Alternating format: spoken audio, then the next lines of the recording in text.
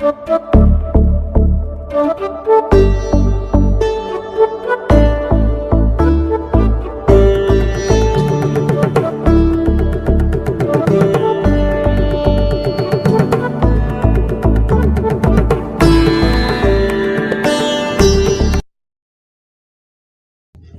नमः।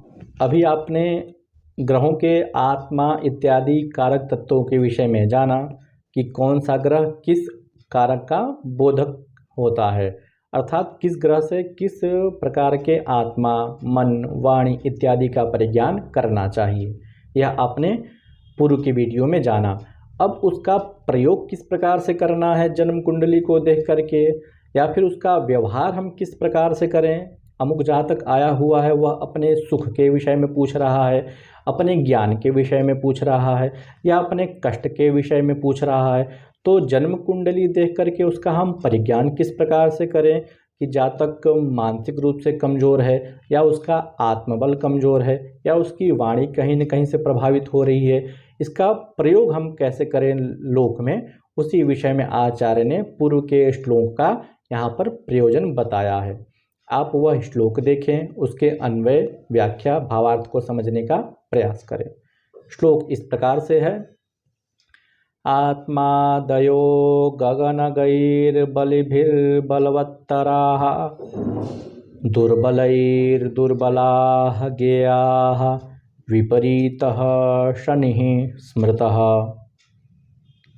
इसके अन्वय को आप देखें। बलिभिः गगनगैः आत्मादयो बलवत्तराः दुर्बलैः दुर्बलाः गेयाः शनिः विपरीतः स्मृतः। इसकी आप व्याख्या देखें। बलिभिः बलवद्भिः गगनगैः ग्रहैः आत्मादयः आत्मादिः बलवत्तराः बलवन्तः गेयाः दुर्बलैः निर्बलैः दुर्बलाः निर्बलाः गेयाः विज्ञातव्याः शनिः रविजः विपरीतः अन्यथा स्मृतः ज्ञातव्यः।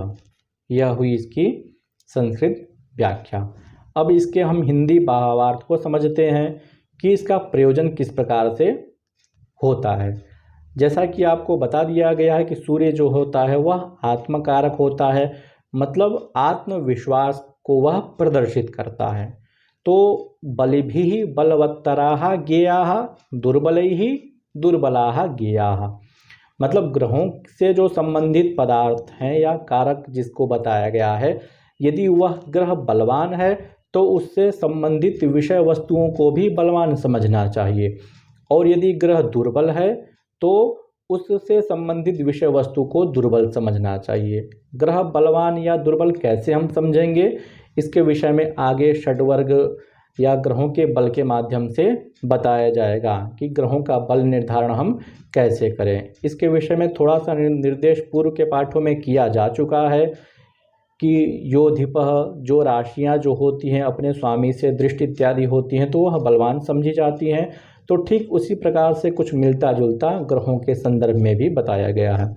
तो यदि जन्म कुंडली में ग्रह दुर्बल है, मतलब नीच राशि में है, जो पहले बताया जा चुका है कि यदि ग्रह नीच राशि में है तो उसे वह दुर्बल समझना चाहिए, और यदि उच्च राशि में है तो उसे बलवान समझना चाहिए।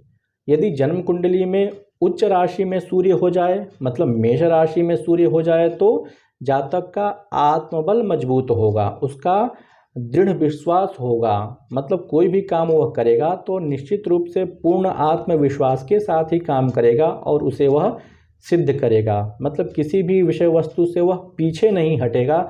जो वस्तु वह ठान लेगा कि हमें यह करना है तो वह करके ही रहेगा, क्योंकि उसका आत्मबल मजबूत है। भले ही किसी विषय का परिज्ञान उसे नहीं हो, किंतु यदि सूर्य मजबूत है तो निश्चित रूप से उसका आत्मबल दृढ़ है, तो जो वह करेगा पूर्ण रूप से करके ही उसे छोड़ेगा। इसी प्रकार से चंद्रमा यदि उच्च राशि का है या चंद्रमा जन्म कुंडली में मजबूत है तो जातक का मनोबल बहुत तीक्ष्ण होगा, बहुत बुद्धिमान होगा, बहुत ही मेधावी होगा, गुण संपन्न होगा। किंतु यदि दुर्बल है तो हमेशा सोच विचार करने वाला, हमेशा विपत्तियों में फंसने वाला, मनमाना काम करने वाला और जानबूझ करके अपने विषय वस्तुओं को बिगाड़ देने वाला होगा। इसी प्रकार से किसी का मंगल मजबूत है तो वह पराक्रमी होगा। बुध यदि मजबूत है तो वाक उसमें होगा, मतलब वाणी का वह धनी होगा।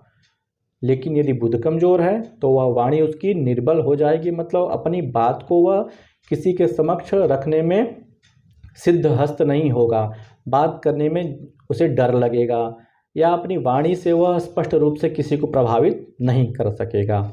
इसी प्रकार से गुरु जो ज्ञान और सुख का होता है यह बहुत ही महत्वपूर्ण होता है।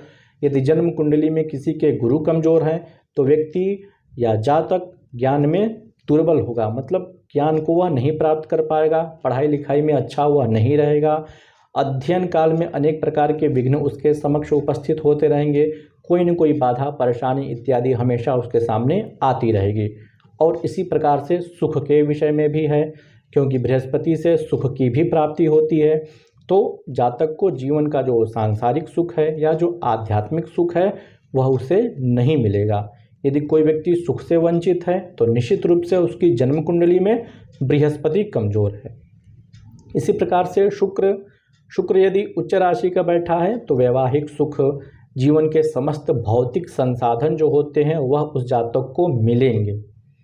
और शनि कमजोर है तो बहुत ही अच्छा माना जाता है, इसीलिए कहा गया कि विपरीतः शनेः स्मृतः, क्योंकि शनि दुख का कारक होता है। यदि जन्म कुंडली में शनि बलवान हो जाए तो हमेशा व्यक्ति दुख ही भोगता रहेगा। इसलिए शनि का दुर्बल होना अत्यंत महत्वपूर्ण हो जाता है। बाकी अन्य ग्रह मजबूत होने चाहिए, दुर्बल नहीं होने चाहिए, किंतु जन्म कुंडली में शनि का दुर्बल होना श्रेष्ठ माना जाता है।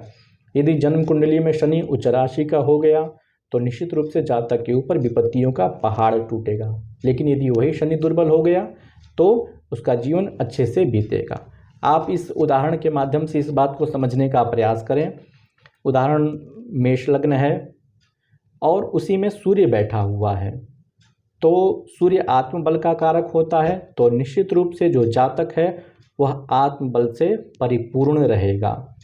इसी प्रकार से बुध कन्या राशि में है, मतलब उच्च राशि में है, तो उसकी वाणी बहुत ही अच्छी होगी, अपने वाणी के प्रभाव से दूसरों को आकृष्ट करने वाला होगा, सुंदर वचन बोलने वाला होगा, स्पष्ट वक्ता होगा और अपने वाणी के द्वारा दूसरों को जन सम्मोहित करने में समर्थ होगा। इसी प्रकार से गुरु नीच राशि में बैठा है, दशम भाव में मकर राशि में। चूँकि बृहस्पति कमजोर है इसलिए ज्ञान और सुख इन दोनों का अभाव व्यक्ति के जीवन में हमेशा बना रहेगा। तो उस प्रकार से कुंडली यदि आपके समक्ष आती है तो उसमें संबंधित विषय वस्तुओं का ध्यान रखने के पश्चात ही उसका फलादेश आपको करना चाहिए।